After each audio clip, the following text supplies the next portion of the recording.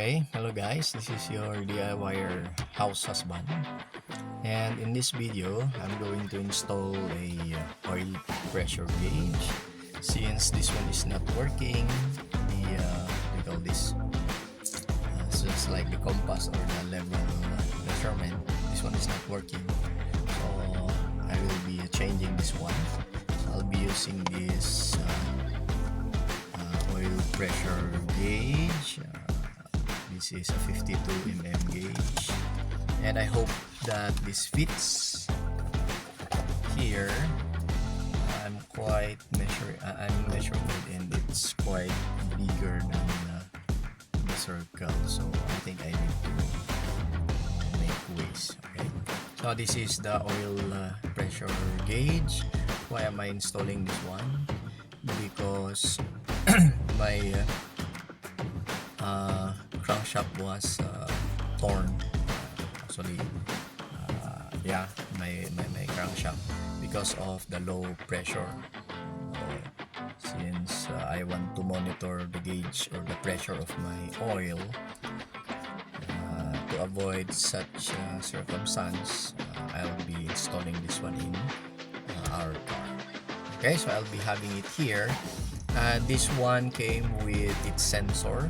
So the sensor of this one is already attached using an adapter in our oil pressure sensor. So I'll show you later, but first I'll be showing you how to install this one here. Okay, and as for the wiring, it came with this manual. So as for its manual, there you can see the red is for the battery. So I'll be connecting the red wire to the battery, the white to the ignition switch. So I'll have it under, and then yellow to the light switch. The light switch of this one will be the bulb here. I can tap it here, and then the green wire will be connected to its pressure sensor, adapted to the original oil pressure sensor. And as for the black, it says that we will connect it to the negative of the battery or the ground. So luckily I have an extra ground here. So this one may be different from your oil pressure gauge, so be careful if you're installing the oil pressure gauge. Be sure to check the manual. Okay, so the first thing to do in installing, of course, we need to remove this one. So just pop the cover at the back. I don't have my tool here. Okay, so I'll just insert this one. Any tool that you can use, insert it. There's a gap here, then just push it there. Here, push it there. Okay, so we remove the cover, and then of course you just set it aside, and then you'll need 2 screws to remove the assembly at the back. Here, let me show this. There are 2 screws here. We have this one and one on the other side. So let me just look. Yeah, by the way, you need some screws, a screwdriver, a short screwdriver.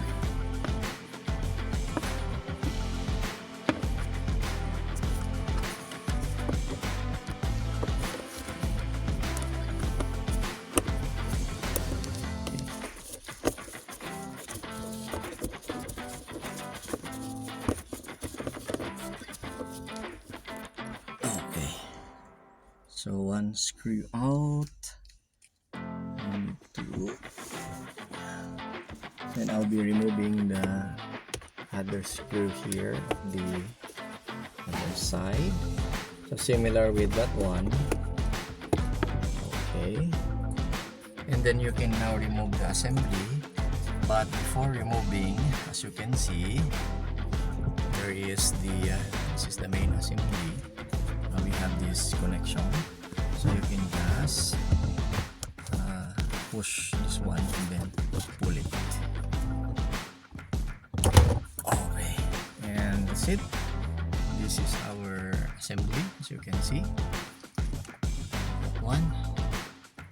I'll be removing these ones here so that I can cut the part where we can install our oil pressure gauge. Okay, so to remove the assembly so that we can measure, you can just remove the screws here. There are 4 screws, 1, 2, then 3, then 4. I'll just remove it.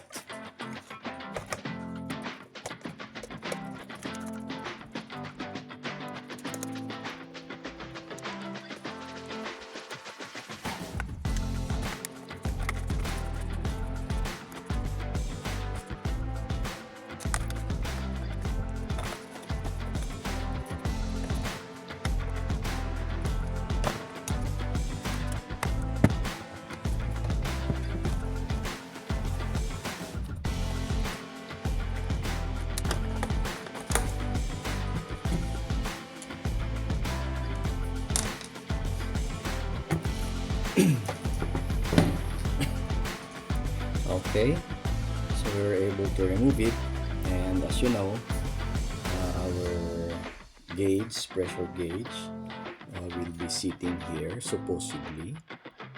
Okay.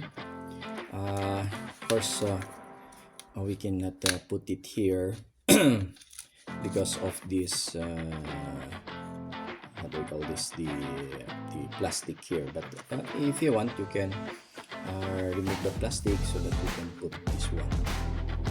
But I think we can have it this way. Maybe we can have it inside, and I hope that it matches this. So what I'm going to do is I'm going to put a hole here, a bigger hole, so that this one will fit going there. So I'll need to remove, of course, the screws here to remove this outer cover. Okay, so I'll just remove it and then show you after removing it. Okay, so I'm done removing the screws, and this is what it looks like.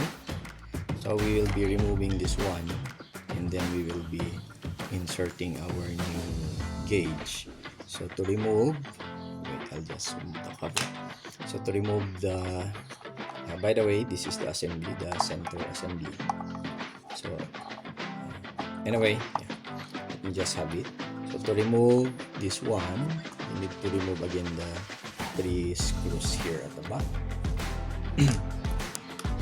Let's remove that one.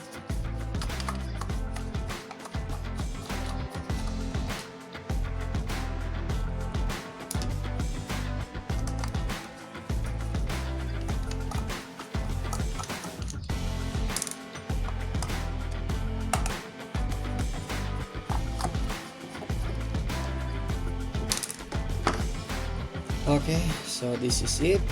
This is we're going to, yeah, we will not be using this one because it's broken. We'll be changing that one with this one, our new gauge, and I hope that it fits. But if it does not fit, then we need to remove these ones, okay, for our gauge to fit our assembly here. And that one actually is the bulb. You can just remove it and let my wire go there. Here are the wires, and let's check if how many. I think we need to cut out the plastics at the plastic at the back. Okay, so with that, I just cut it. As for this one, I'll measure the diameter. I'll measure the diameter of this one, and then I'll cut this one using maybe a scalpel or a knife. Okay, so that this one will fit here. So let me just cut this one, and then I'll show you how it fits. Okay, by the way, there's a simple trick for you to cut a perfect circle. The voltmeter here, if you observe, it has a cover here that is a circle, and if you try to put the gauge here, it fits, as you can see here, it fits exactly. So my suggestion is you can use this one as your model or as your mold in cutting the circle. So what I'm going to do is I'm going to follow the orientation of this one. I think that's it. It's like this. It's like this if it's here, but if it's like this if it's on the other side. If you flip it, you can see the notches, the curves sits perfectly here. So if I'm going to cut a hole here, I'm very sure that this one will fit it. So with that, I can use that as a mold, and then just draw a circle as your boundary. You can just draw.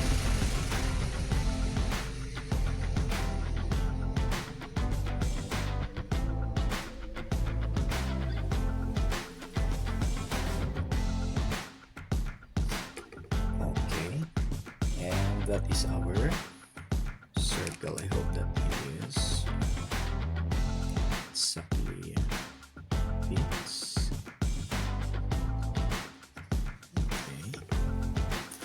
Okay, and that's it. You can make your minor adjustments if after cutting this one the gauge does not fit, then make some minor adjustments. Okay, so I'll just cut this one, and then I'll show you after